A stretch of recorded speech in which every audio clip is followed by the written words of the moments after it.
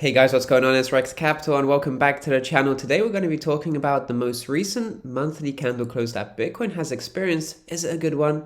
Is strong upside yet ahead? Or do we have some consolidation going forward? Subscribe to the channel for more videos like this in the future and let's dive right in.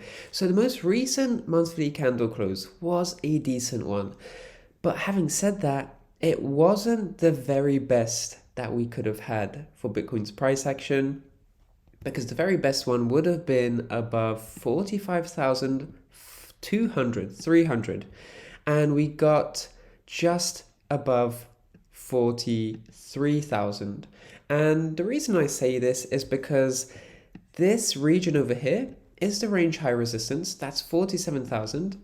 This is the range low support of 41,400, and that's the previous supports for July and August, previous resistance for June, and actually earlier this year we also saw 41,400 a resistance. So it's great to see Bitcoin hammering out a base here, and above all else, it's fantastic that we're seeing a higher low here, and three consecutive higher lows for 3 consecutive months.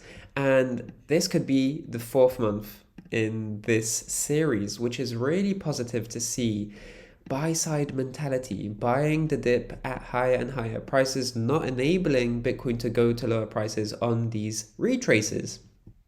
So while Bitcoin's price action was able to close above 43,000, it wasn't able to close above 45, and 45 would have been a very good close, but this one's great in the sense that it has guaranteed to us, and this is something I alluded to in a previous video, a close above 43,000 means that Bitcoin was able to essentially guarantee that, still confirming historically recurring price tendencies that we tend to see in mid cycles, so specifically the mid cycle of 2013. So this recent monthly candle close essentially showcases that we are still in the mid cycle.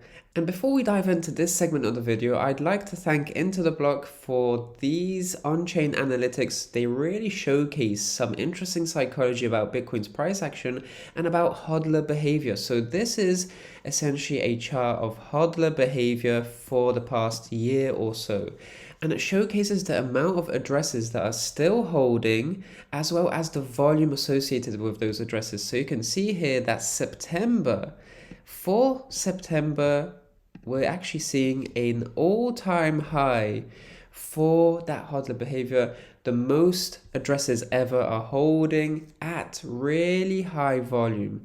And that just showcases to us that hodlers aren't worried about any pullbacks we saw throughout September. Historically, September tends to be a downside month in general, so September has been a great strategic month to just accumulate on those dips in anticipation for further upside later in the cycle.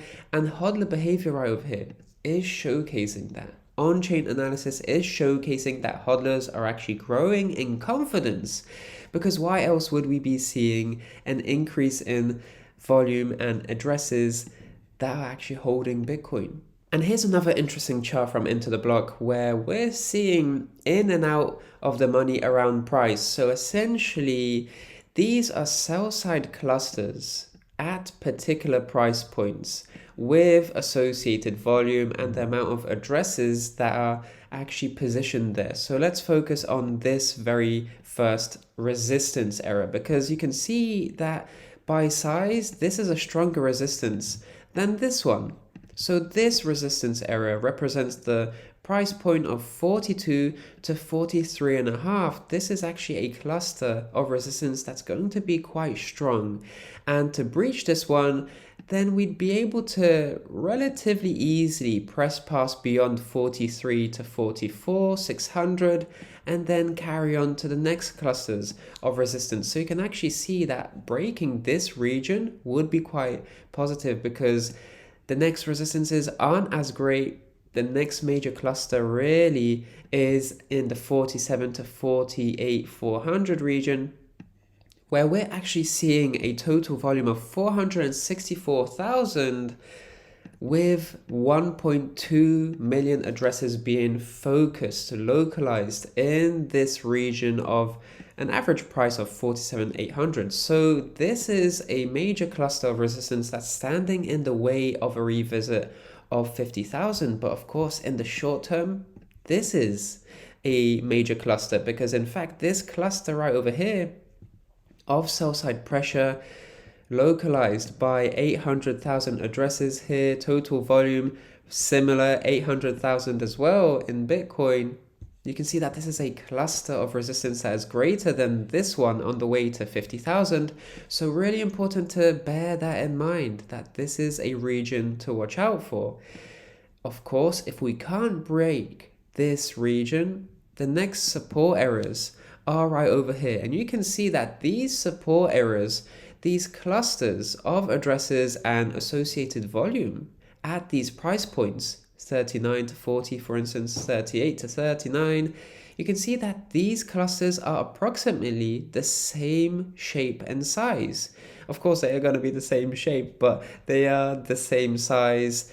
This one is more of a pronounced, larger cluster. So if Bitcoin can't hold 40 to 42,000, where we're seeing a localized amount of addresses, 550,000 addresses, 330,000 Bitcoin in total volume, occupying this region of 40 to 42,000.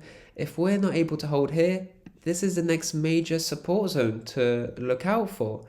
So having said that, this support area isn't any different comparing to the next ones, or at least the previous ones. They're all relatively the same size.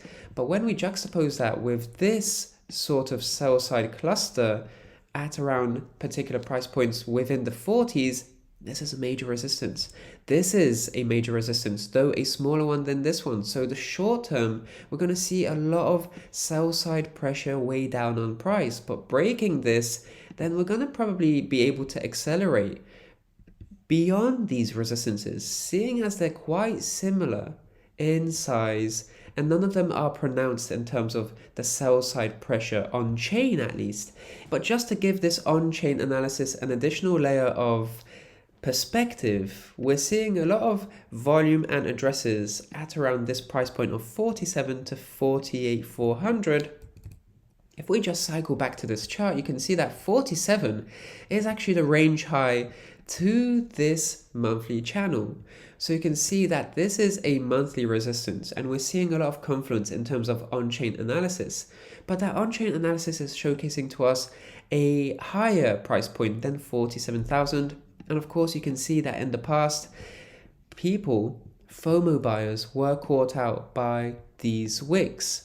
So that cluster on chain is actually a little bit higher than the monthly level. This is where FOMO buyers tend to buy. And if that rally isn't, or at least if that buy side pressure isn't sustained, then this is where we see a lot of FOMO buyers get caught out and wicks end up happening. And we tend to see that monthly candle close occur a little bit lower.